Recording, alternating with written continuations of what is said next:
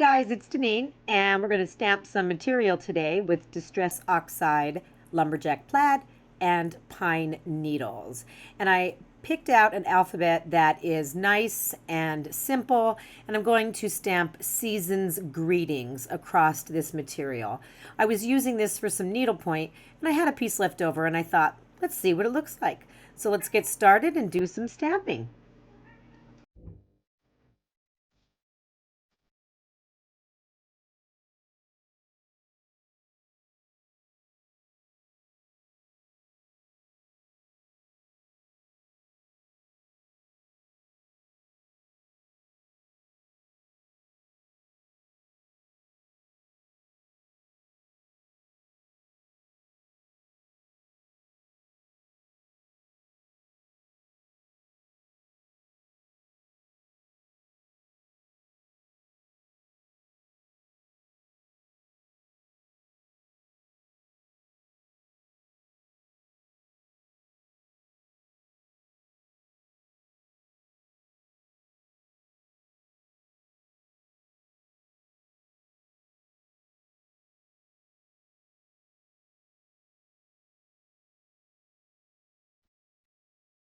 And that's it, guys. There you go. Season's greetings.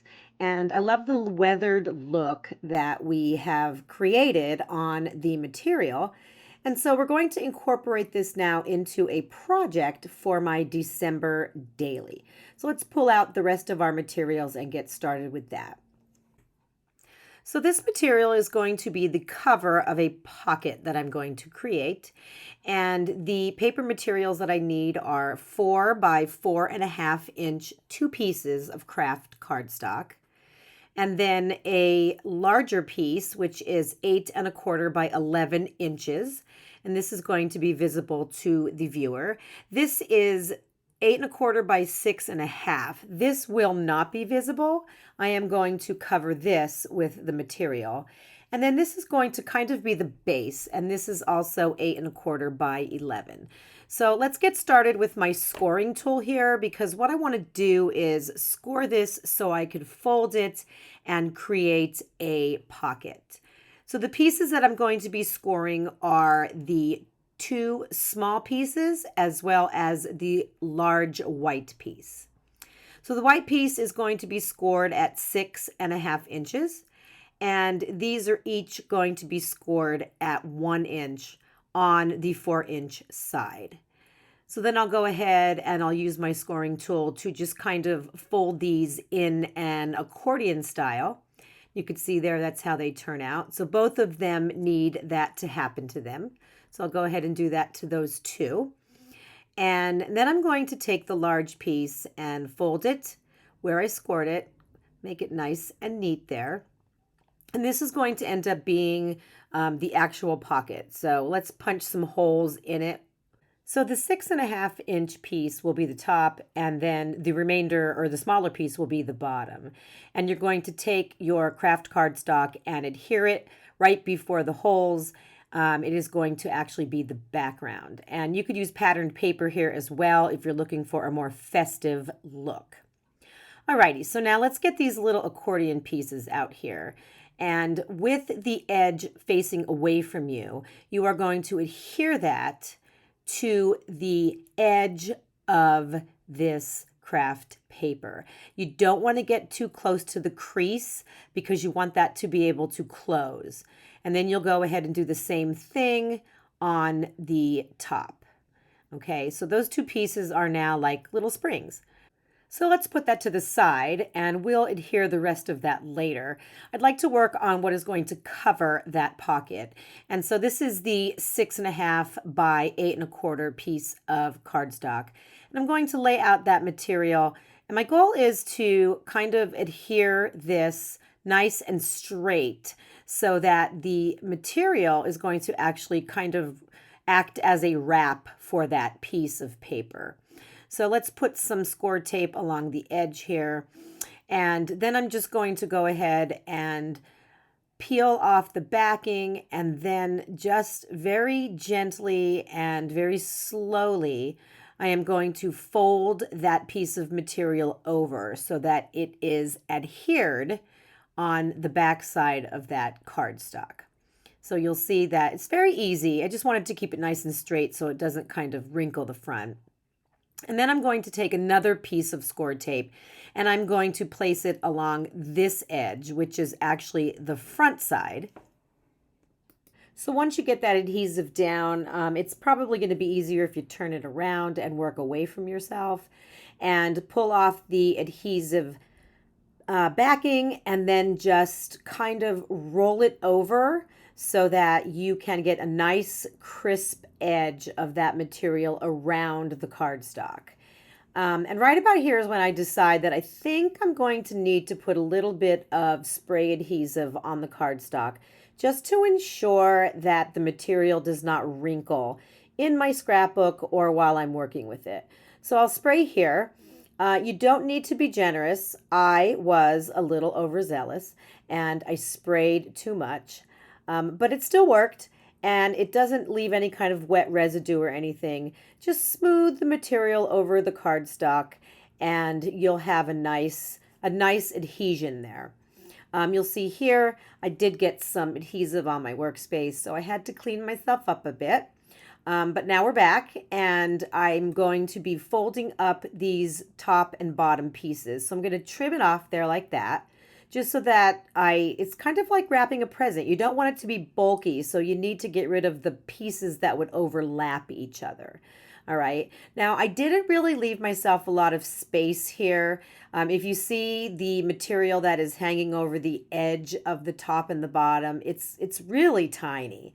And I was kind of worried that I wouldn't be able to fold it over, but using the score tape again, this is the one that has a little bit more material to play with. So I did this one first. Then I'll turn it around and I will add the score tape to the other side. And as you can see there really is not a lot of material. I do make it work, but I definitely advise you to give yourself a little bit more breathing room if you're going to cut a piece of material. I would say at least a ½ inch on each top and the bottom. So here I am just kind of seeing how things are going to fold over. And peeling off the backing, I'll just roll up that material and stick it to the adhesive. And then I will do the same thing over here. Again, it does work and it turns out fine, but it made me a little nervous there. All right, so now we have 3 sides down and this is our last side. So I'm just going to go ahead and kind of wing it, right? I'm going to put the last piece of score tape down and I'm just going to fold over that big flap and see what needs to be cut off because I know I don't need all that material. So I'll just kind of go ahead and pull that over, again, trying to be as taut as possible without warping the cardstock. Putting some pressure on it and then cutting off what is not adhered. And then you'll see what I have left is just a little tiny bit from each end. And one cut here and one cut there, and that's it. It's all covered, and I think it turned out fantastic. I'm really enjoying this. I love using different mediums in my December daily. I actually like doing it in any of my pages. But here I am kind of lining that up there on top of the pocket, just making sure that it fits nicely. And I'm going to mark the back of the material with holes because it's never going to go into my trim or my hole punch. So here I'm using the Crop-A-Dile and I was able to punch 6 holes and those holes line up perfectly with the ones that I have already punched. Here you're going to see that I'm putzing around with my embellishments and this is the part where I am pulling out the wooden stars and I am convinced this is the way I want to go. Now, I fuss around a little bit with different sizes of stars, but eventually in the end, I decide that wooden stars are the way to go. And I cut out the part where I actually sewed them on by hand with embroidery floss because the bottom line is, in the end, I end up removing these wooden stars and replacing them with felt stars. So we're not going to watch that portion of the video. you'll see here, there it is done with the wooden stars. And after looking at it, I just wasn't happy. So you'll see in the end how I changed that up. Okay, so now it's time for us to put this pocket together. And what I need to do is just get out my adhesive and put a little bit of adhesive on this accordion piece and a little bit of adhesive on this accordion piece. And then I'll hold them down and close the pocket. And that will create a pocket that has some wiggle room, right? If you look inside there, you can see it expands. It's like an expandable pocket so that I can fit my cards in there. Even if they get heavy and thick, they can still fit. So here you're going to see I am just putting this material piece on top of the base of the top of the pocket. And I first start out by putting the edge without holes and lining it up that way. And then I realized that it's much better to start from the side with the holes. So I do spray a little bit more adhesive here just to kind of make sure it sticks down nicely. And this is the part where you see how I lined it up on that end. I wouldn't do that if I were you. You'll see I kind of pull it off. And then I realize, yeah, those holes are important and I need them to be lined up more than I need the other side. So I just go ahead and take it off and put it on with the holes in line with each other so they can go in the rings.